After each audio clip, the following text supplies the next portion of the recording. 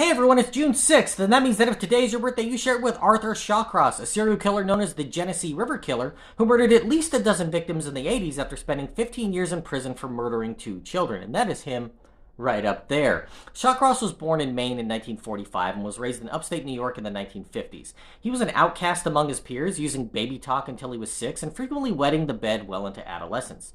Suffering from abuse, both sexual and physical, at the hands of his parents and other relatives, he engaged in incestuous relationships with his sister and cousin while in junior high school.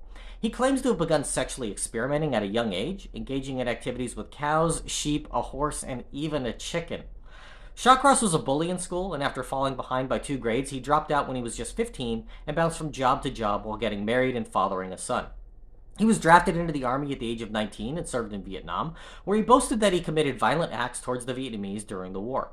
While he claimed to have decapitated civilians and nailed their heads to trees, even eating parts of them, records show that he never saw combat, so it's hard to say if these are just the ramblings of a madman or a sincere confession.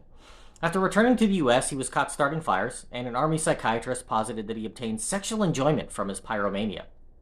He was put behind bars for nearly 2 years for arson and burglary, and in 1972 he killed, for the first time that could be confirmed, sexually assaulting and killing a 10-year-old boy. The body remained undiscovered for months, and just before his first victim was found, he struck again, assaulting and killing an 8-year-old girl. Shawcross was arrested the next day, but prosecutors allowed him to plead guilty to manslaughter, and he only served 15 years behind bars before being paroled. Psychiatrists still deemed him a danger to society, but prison officials let him out regardless. Upon his release, he returned to upstate New York, where he found it difficult to find work or a place to live, but eventually settled into a hotel in Rochester. Less than a year after moving in, he began to kill again, murdering a dozen women over the next 2 years, usually leaving their bodies near the Genesee River. His victims were mostly prostitutes or homeless, which likely led to less attention being paid to their murders.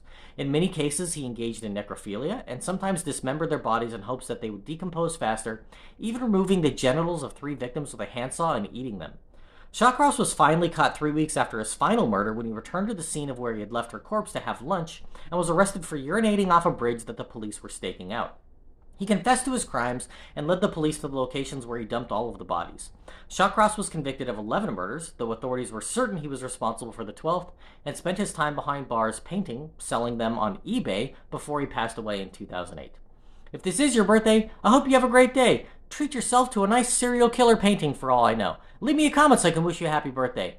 If you know somebody whose birthday it is today, send them this video so they can find out all about their birthday twin. And to Arthur Shawcross I say, happy birthday, you bastard.